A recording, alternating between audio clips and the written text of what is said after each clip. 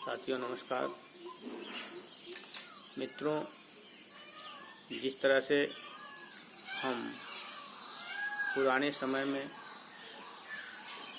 घरेलू चीज़ों का उपयोग किया करते थे, किसी को यदि कफ खांसी आती थी, बलगम उसके सीने में गले में जकड़ा हुआ होता था, तो उस समय हम लहटोरा नाम के एक पौधे के पत्ते का काढ़ा बनाते थे और उसका सेवन करते थे। उस समय हमारे कफ पक करके निकल जाते थे, या सर्दी जुकाम होता था, अगर वह ज़्यादा परेशानी महसूस कर रहा है, सांस लेने में दिक्कत हो रही है, कफ नहीं निकल रही है, खांसी आ रही है, तो ऐसे में भी उस काढ़ा का उपयोग करते थे, लहटोरा के पत्ते का। इसी तरह से हम थोड़ा फुंसी कुछ हुआ करते थे तो हम नीम की पत्ती को उबाल करके उसको उससे धोते थे, गर्म करके धोते थे, और उसी पत्ती को हम उस थोड़ा फुंसी के घाव के चोट की जगह पे हम बांध दिया करते थे। वह एंटीसेप्टिक का काम करती थी। और यदि थोड़ा पक नहीं रहा है, वो साफ नहीं हो रहा है, तो नीम की कच्ची पत्ती को ही पीस करके हम बांध दिया करते थे। आज इस संकट के दौर में हमारी ये घरेलू चीज़ें, नीम, बबूल, गिलोय, तुलसी, अजवाइन, हमारे किचन की चीज़ें, अजवाइन, हल्दी, मिर्च, दालचीनी, यह सब आज काढ़ा के रूप में हम इस्तेमाल कर रहे हैं। बड़े बड़े शोधकर्ताओं के द्वारा यह बताया जा रहा है कि अगर आप इन सब चीज़ों का काढ़ा पीते हैं, गर्म पानी पीते हैं, सुबह सुबह उठ करके अगर आप गुनगुना पानी लेते हैं, तो यह लाभ मिलता है। हम लोग बहुत समय से इसका उपयोग करते चले आ रहे हैं और सबको बता भी रहे हैं। लेकिन यदि कोई आदमी बीमार हो जाए, अगर उसको किसी जानकार व्यक्ति ने अपनी बात को शेयर किया, अपनी बात को बताया,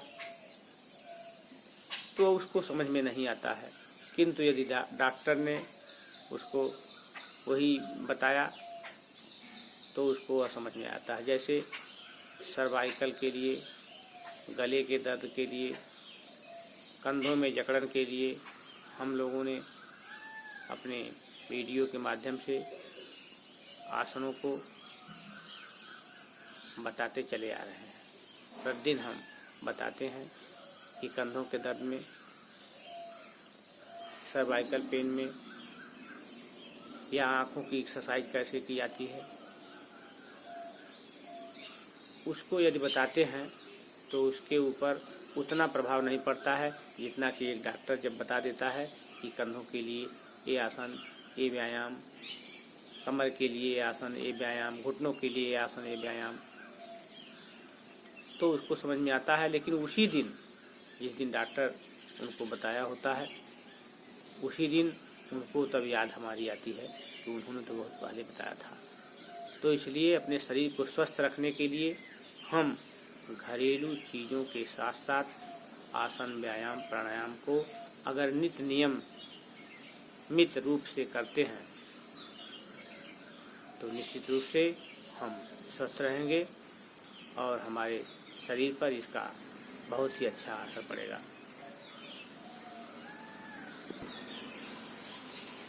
इस तरह से हम कोरोना जैसी इस महामारी से बचने के लिए, अपने आप को स्वस्थ रखने के लिए सुबह सुबह उठ करके गुनगुना पानी पिएं, योग, व्यायाम, प्राणायाम को करें और दिन में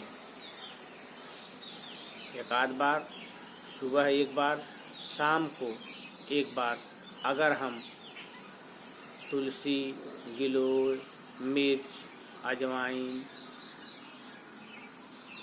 और दालचीनी इस तरह से, उसी में थोड़ा तेज पत्ता डाल दें अगर मन करे, इस तरह से काढ़े का इस्तेमाल अगर हम करते हैं, पीते हैं, हल्दी को दूध में मिलाकर पीते हैं, हल्दी को गर्म पानी से गलाला करते हैं, तो हम किसी भी परिस्थिति में कोरोना जैसी इस महामारी से बच सकते हैं। और अगर कहीं सर्दी महसूस हो रही है तो हम गुनगुना गर्म पानी का इस्तेमाल करें, उससे हमको बहुत ज़्यादा फ़ायदा होता है। साथियों, यह ठंडी चीज़ें हमारे स्वास्थ्य के लिए नुकसानदायक है। अगर व्यक्ति को गठिया है, जोड़ों में दर्द है, घुटनों में दर्द है, या इस तरह की कोई परेशानी है जो ठंडी में हमको थोड़ा ज़्यादा प्रभावित करती है, ज़्यादा परेशान करती है, ऐसे लोगों को हम सलाह देते हैं कि वे गुनगुना पानी, गर्म पानी ज़्यादा से ज़्यादा इस्तेमाल करें, उनको फ़ायदा मिलेगा। और अपने साथियों को बताएं कि ठंडा पानी हमारे स्वास्थ्य के लिए कितना नुकसानदायक है, कितना हम उससे प्रभावित हो सकते हैं। बहुत सारी चीज़ें हमको जानकारी के अभाव में प्रभावित करती हैं, किंतु जब हम किसी के द्वारा बता देने पर उसका इस्तेमाल करते हैं और हमको लाभ मिलता है, हमें उस चीज़ से फ़ायदा होता है, तब हमको महसूस होता है कि अगर हम पहले किए होते तो हमको इस समस्या से सफ़र नहीं करना होता।